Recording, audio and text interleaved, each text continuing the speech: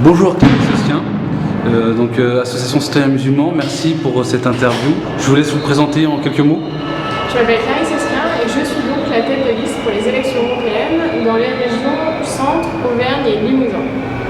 J'ai 26 ans et je suis originaire d'Issoire, une petite ville à côté de Clermont-Ferrand, en Auvergne. Parfait. Première question au sujet économique. Beaucoup de personnes estiment que depuis l'euro, les prix ont flambé. Qu'en pensez-vous ? Alors, il faut distinguer qu'est-ce qui a causé la crise et pourquoi est-ce qu'on a l'austérité aujourd'hui de la question de l'euro. Parce qu'en fait, le problème, c'est qu'à un moment donné, on a une crise financière et que cette crise financière a conduit les États à sauver les banques et donc du coup à s'endetter. Et on s'est retrouvé avec les mêmes banques qui ont attaqué les États parce qu'ils étaient plus sûrs qu'ils pourraient rembourser leurs dettes. Et c'est pour ça qu'on s'est retrouvé dans cette situation économique qui est absolument difficile, surtout dans les pays du Sud. Et je dirais qu'en effet, l'euro n'est pas parfait, mais par contre, l'euro c'est un outil, c'est-à-dire que si on sort de l'euro, on aura toujours les mêmes problèmes, et je dirais qu'on en aura plus, puisque la France se retrouvera seule dans une économie mondialisée. Et par exemple, donc, du coup, qu'est-ce qu'on fera? On dévaluera le franc, et si on dévalue le franc, c'est tout bête, mais tout ce que nous importons, donc l'essence, donc tout ce qui est matériel, les téléphones, les autoradios, coûteront plus cher. Parfait. Donc, comme vous l'avez précisé, concernant la crise des pays du Sud, donc la Grèce, l'Espagne, l'Italie, comment pouvez-vous stopper cette crise, cette épidémie, j'ai envie de dire ? Ce qui est important, et c'est pour ça que nous, Europe Écologie Les Verts, on est pour une Europe fédérale, c'est qu'au niveau de l'Union européenne, on peut très bien arrêter d'avoir la concurrence entre les travailleurs qu'on connaît aujourd'hui. Par exemple, en effet, il y a des entreprises qui préfèrent délocaliser dans d'autres pays de l'Union européenne parce que les droits sociaux sont moins chers. Donc nous, ce qu'on veut faire, c'est qu'on veut mettre en place un revenu minimum européen. Forcément, il y a un écart de 1 à 12 dans l'Union européenne. Donc l'objectif, c'est que dans un premier temps, on se base sur un ratio vis-à-vis du niveau de vie dans chacun des pays. Et puis ensuite, on va petit à petit vers une convergence. Une deuxième idée pour faire l'Europe sociale, c'est de mettre en place l'assurance chômage européenne. Parce que ça permettrait à la fois de relancer la solidarité entre les Européens et aussi d'amortir la crise. Et en plus, ça peut être très bien financé par la taxe sur les transactions financières. Pour l'instant, il y a 11 pays qui sont d'accord pour la faire. La proposition peut être plus ambitieuse et ça pourrait récolter jusqu'à 35 milliards d'euros. Parfait. L'Europe est très lente dans ses prises de décision, voire trop lente d'ailleurs.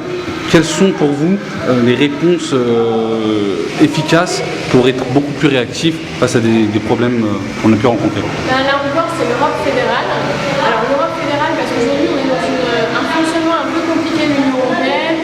On a la Commission européenne, mais on ne sait pas trop à quoi ça sert. On a le Parlement et les États membres. Alors que si on fait l'Europe fédérale, on peut dire que la Commission européenne, c'est un gouvernement qui aurait la prérogative de pouvoir proposer des lois, et le Parlement pourrait aussi également proposer des lois, et on aurait une deuxième chambre, comme nous en France on a le Sénat, et bien là ça serait les représentants des États membres, et ça remplacerait ce qu'on a actuellement aujourd'hui qui s'appelle le Conseil, et qui permet aussi aux États d'influencer énormément le processus de décision, et par exemple de le bloquer, parce qu'il est arrivé à plusieurs moments que ce soit en fait les États qui ralentissent ou qui bloquent les processus d'action au niveau européen. Par exemple, pendant la crise, Merkel a beaucoup bloqué au début. Et ça a aussi contribué à aggraver la crise par la suite. Au niveau de la fiscalité, par exemple donc le coût du salarié en Europe, il existe au sein de cette même Europe des impôts complètement différents entre les pays. Que doit-on faire selon vous? Oui, tout à fait. C'est pour ça que nous, on veut une harmonisation sociale et fiscale.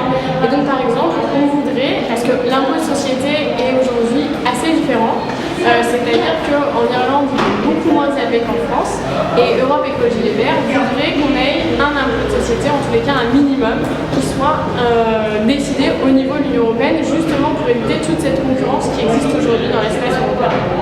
Concernant l'immigration, comment doit se positionner l'Europe face à cette arrivée massive des sans-papiers au sud de l'Italie? Comment aider l'Italie à mieux gérer cette situation? Alors,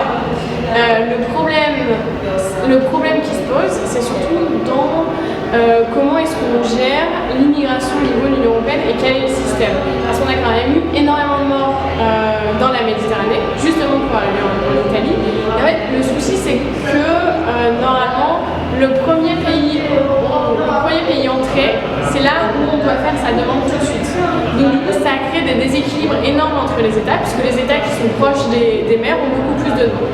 Donc c'est compliqué. Nous, en fait, on est pour une réforme de la politique d'immigration, aussi pour avoir une politique spéciale pour les réfugiés et les demandeurs d'asile. Par exemple, dans le cas de la Syrie, on peut voir comment est-ce que le Liban a accueilli énormément de gens. Je pense que la Turquie aussi. Et en fait, comparé à ça, l'Europe, alors que c'est quand même une grande surface, et en plus il y a aussi des moyens, on a accueilli très peu.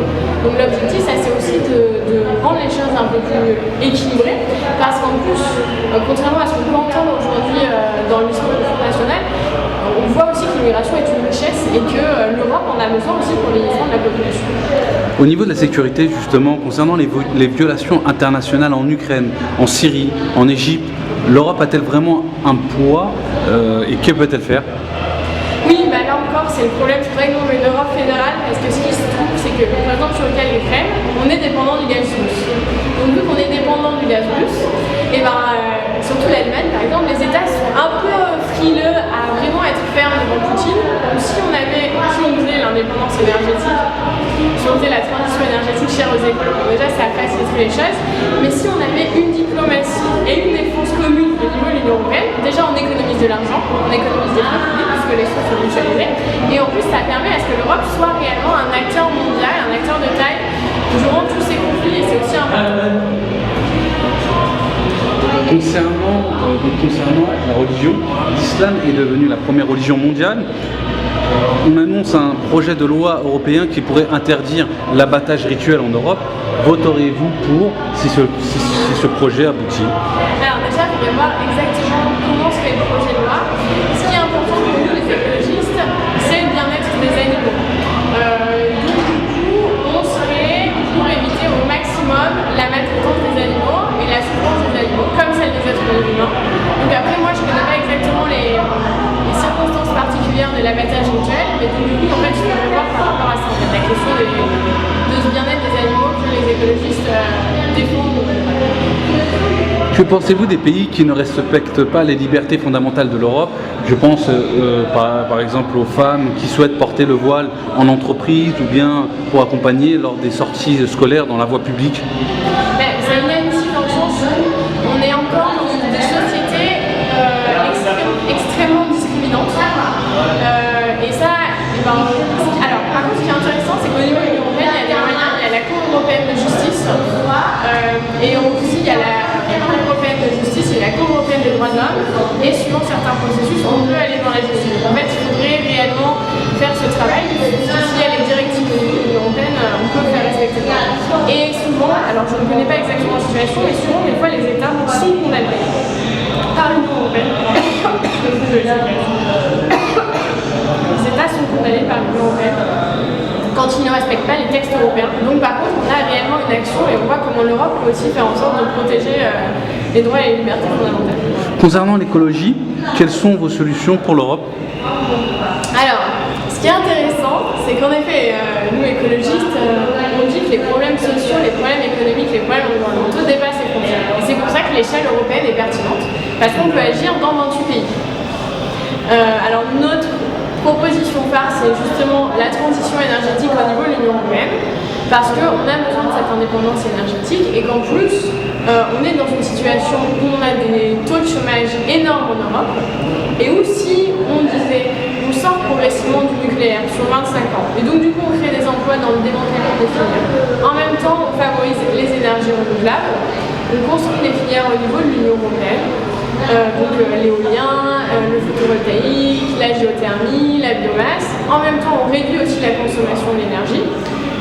Donc du coup, ça veut dire qu'on crée des nouveaux emplois. Quand on réduit la consommation d'énergie, ça veut dire qu'on va mieux isoler les bâtiments. Donc, ça veut dire que les gens, ils auront des factures de chauffage qui seront moins importantes à la fin du mois. Et en même temps, ça nous permet de lutter contre le dérèglement climatique. Donc voilà. Enfin, dernière question. Pour vous, l'Europe a-t-elle un avenir? Oui, je pense que l'Europe elle a un avenir pour deux raisons. D'une part parce qu'on a des pays émergents qui vont être de plus en plus puissants, qui vont avoir un poids politique de plus en plus important. Et nous, ce qui fait la spécificité européenne, on ne se rend pas forcément compte, c'est qu'on a des normes sociales de protection sociale sociale, de sécurité sociale qui sont élevées. Et on a la même chose pour l'environnement. On a des normes environnementales qui viennent de l'Union européenne majoritairement, qui permettent d'éviter la pollution des sols et donc aussi éviter l'augmentation des pesticides. On sait que les pesticides, ça joue sur les cancers, ça joue sur la fécondité.